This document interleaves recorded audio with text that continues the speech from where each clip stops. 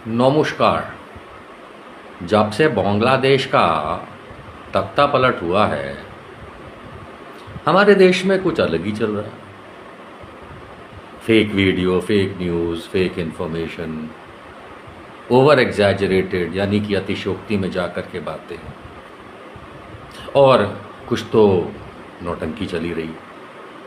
पर हुआ क्या है बांग्लादेश में? कहीं समाचार पत्र हो या टीवी मीडिया हाउस हो, सोशल मीडिया में तो चल ही रहा है अनाप शनाप, लेकिन क्या हकीकत में ऐसा हुआ है? सोचने वाली बात है।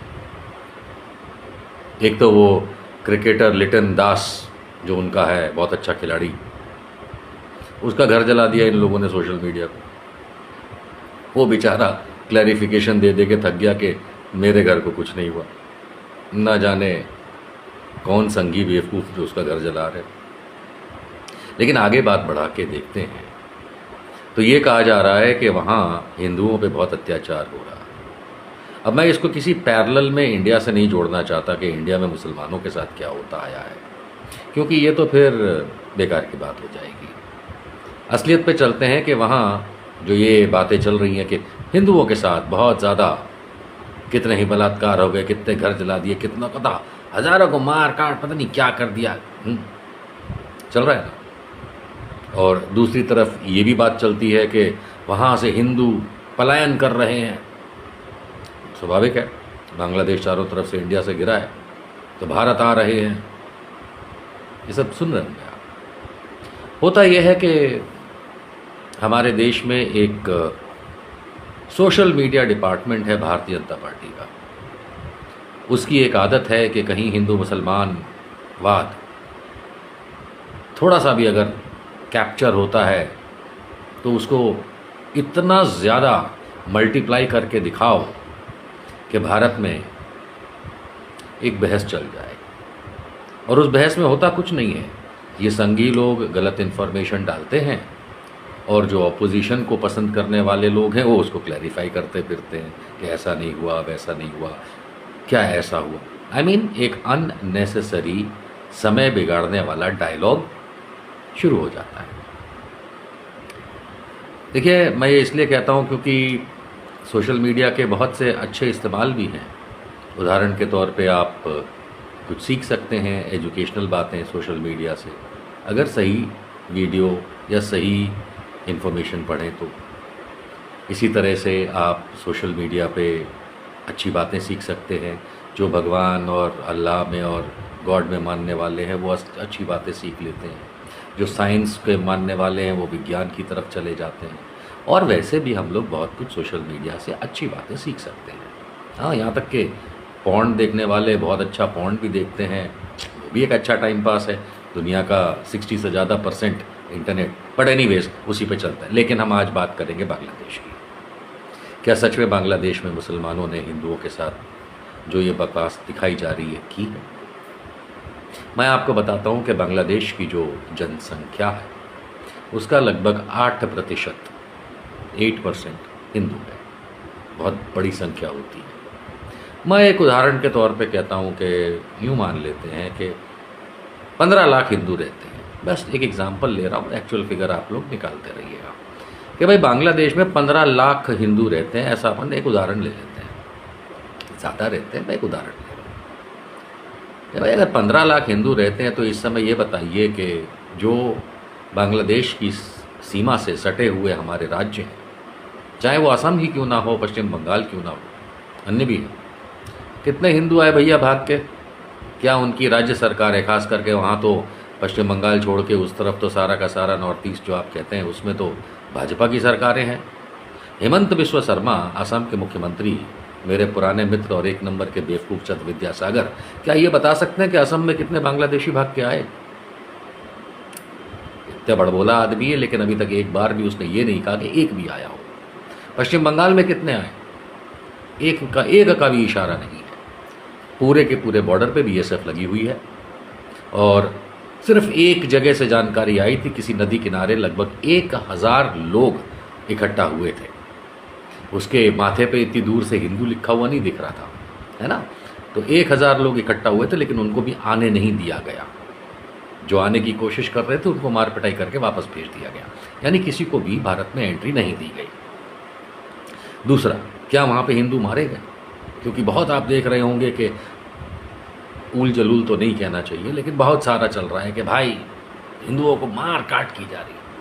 मैं आपको बता दूं, मिलती जानकारी के हिसाब से अब तक जो तख्ता पलट के बाद बांग्लादेश के अंदर मौतें हुई हैं उसकी टोटल संख्या है 119, और ये मौतें सांप्रदायिक दंगों की वजह से नहीं हुई हैं।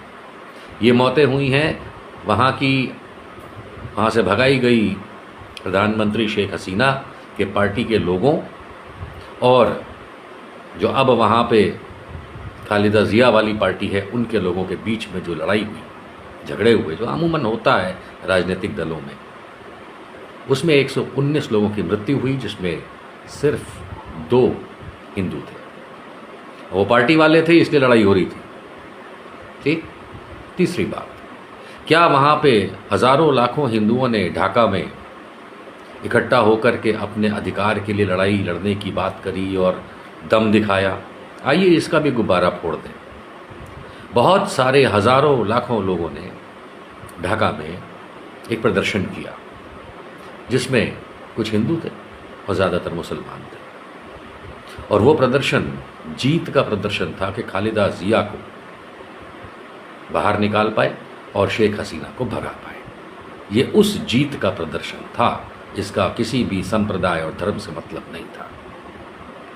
वहाँ से कुछ हिंदू ज़रूर भारत में एंटर हुए हैं, और जब उनसे पूछा गया तो वो पैसे वाले लोग थे इसलिए वहाँ से आ गए किसी तरह से, लेकिन टूरिस्ट की तरह आए, कुछ समय बाद चले जाएंगे। वो अपना देश बांग्लादेश को ही मानते हैं। और हमारे देश में कृपया वहाँ के हिंदुओं पे ऐसा हो रहा है, वहाँ के हिंदुओं पे वैसा हो रहा है, ये गलत जानकारी फैलाने वाले लोग कृपया अपना समय बर्बाद ना करें, क्योंकि वहाँ पे ही नहीं पूरी दुनिया में जिस किसी भी देश में जब तख्ता पलट होता है, चाहे इराक में हुआ, चाहे पाकिस्तान में हुआ, चाहे साउथ अमेरिकन कंट्रीज़ में हुआ, आपको पता भी नहीं होगा, चाहे अफ्रीकन कंट्रीज़ में हुआ, जब कभी भी तख्ता पलट होता है तो घर्षण होता है, और जब घर्षण होता है तो पब्लिक में कुछ ना कुछ नुकसान होता है। जिन लोगों को याद होगा, चीन में टाइनामेन स्क्वायर पे जब हुआ था घर्षण,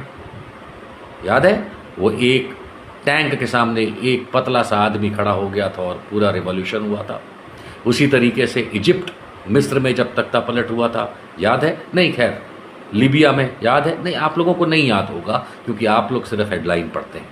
जब कभी भी तख्ता पलट होता है थोड़ा सा घर्षण होता है, कभी कभी ज़्यादा भी होता है, लेकिन उसको किसी भी देश के लोग सांप्रदायिकता से जोड़ के नहीं देखते हैं, अनलेस वो सांप्रदायिक हो, बहुत कम केसेस में होता है। बांग्लादेश में ऐसा कुछ नहीं है। बांग्लादेश में मात्र एक तख्ता पलट हुआ, मोदी जी की फ्रेंड शेख हसीना वहाँ से दौड़ के आई, और मोदी जी के ही एक और फ्रेंड जो कि उनके ऑपोजिशन के थे, जो 9 साल से इंडिया में मोदी की शरण में थे, अब वो वहाँ पहुँच गए। अब ये खाली एक खेल है, ये राज्यों और देशों में होता है, बांग्लादेश में भी।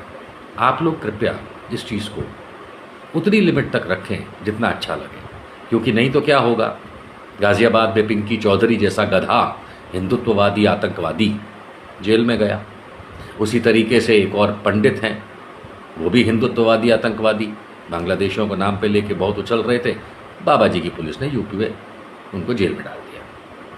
तो मेरा आप लोगों से सिर्फ इतना आह्वान है, प्रेम सौहार्द बनाए रखें।